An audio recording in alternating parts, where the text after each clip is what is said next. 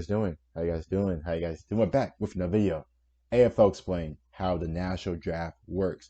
I think right now the AFL, I think the draft is happening as of right now.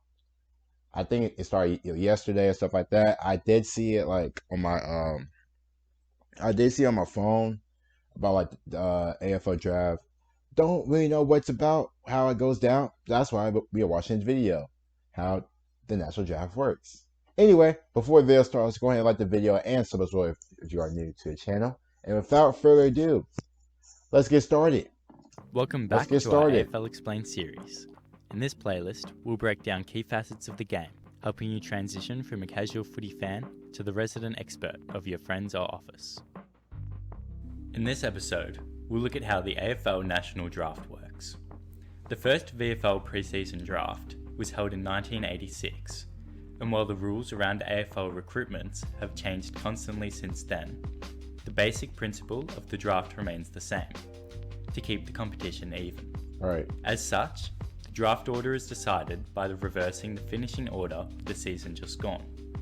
The Wooden Spooners pick first, and the Premiers last. So basically, your draft phase worse. So basically, it's just like how it is in America. Going back to the NFL draft here, it's worst to best, I'm assuming. It's basically who finished the worst compared to. So the worst team picks first, best team picks last, which should happen. You know what I mean? If you're dog shit, you shouldn't be picking last. Like, teams eliminated in the same week of finals is separated by their ladder position. Oh, so kind of like that. Okay. Multiple drafts are now held across the course of the year, but the focus centers on the mid-season draft, where the best young talent from across the country finds out if they'll live their AFL dream. In order to be eligible for the national draft, players must turn 18 by the 31st of December that year and not currently be tied to an AFL club. Prior to the draft, the top 100 or so young players across the country are invited to the draft combine, where they showcase their skills, athletic ability, and personality to recruiters. Just like it is players here. Players must then inform the AFL of their intention to nominate for the draft. Only players who have nominated are eligible to be selected. So what if you don't get drafted? The draft then takes place over the course of 5 rounds. Okay. And the order of the assigned picks for each round is the same. Each pick is used to select a player from the remaining pool of nominees. Teams are required to select a minimum of 3 players at the draft and must enter the season with between 38 and 40 players on their main lists, plus 9 rookies.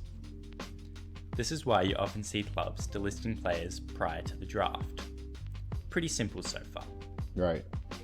The original order of the draft, however, will change dramatically over time as teams exchange draft picks with each other. These picks can be given to another team in exchange for players, right, or simply just other draft picks. Right. Teams are also allowed to trade the future draft picks they'll receive in the next season. Okay. Last year, further chaos was added as the teams are now able to trade selections while the draft itself is happening.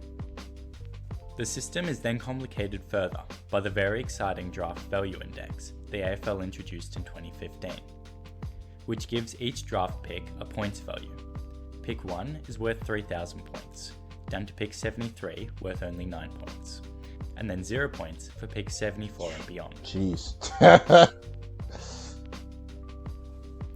Teams are given the right to nominate players they wish to add to their lists from their own academies, as well as the sons of players who played over 100 games for their club, known as father-son selections.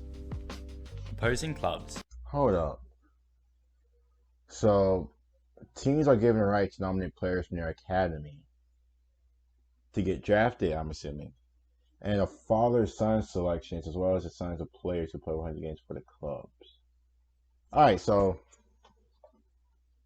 if I played for GWS Giants, right?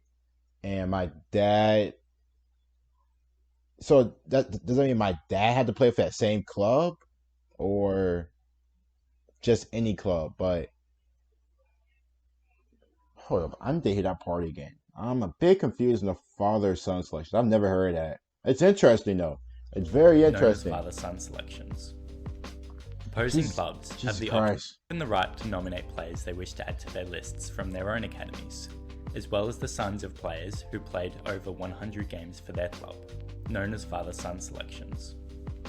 Opposing clubs have the option to bid for academy or father-son players with their own picks. Okay. The points value of this bid must then be matched using the recruiting club's picks if they want to hold on to their player.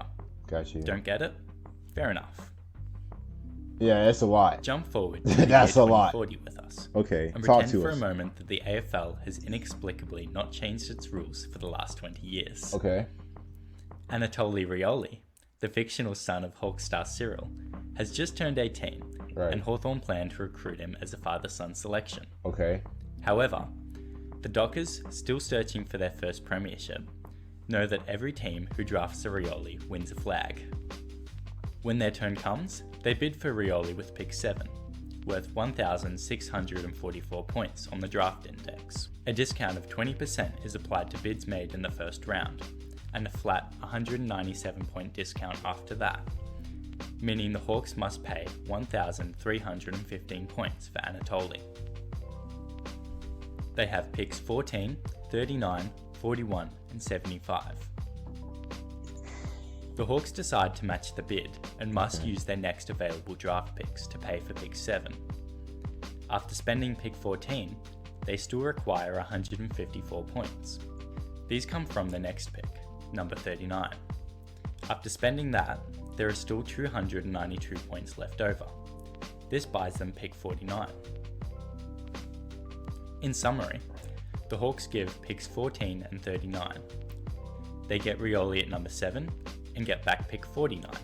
Oh. Freo then get pushed back to pick 8. And everyone else slides forward or back accordingly.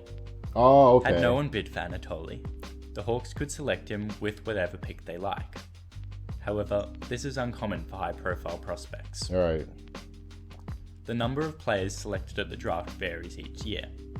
While the national draft is the most direct route to an AFL club, if a player misses out, it's by no means the end of their dream, as the rookie draft is still to come. Yeah, I was just going to ask that. What if they don't get drafted? I was just going to ask Would like that. an area of AFL explained? Please leave your request in the comments. Okay, so it's... The father-son selection is very, very interesting. I never knew that. That's something new. But it's different, but I like it. So each pick is worth a certain amount of points. And you can use those picks to obviously move up or trade, whatever, which is pretty cool. And it's 4 drafts. I never heard of no mid-season draft. So if they come in the mid-season, they can still play in that same season. That's very interesting. AFL, that's why I like the AFL. Very, very different. I didn't know they have 4 drafts though. Like I said, I did not know they have 4 drafts. But it's nice. It's very, very nice. But anyway, you guys don't get like a sub coming up. You guys' thoughts and reactions. See you guys later.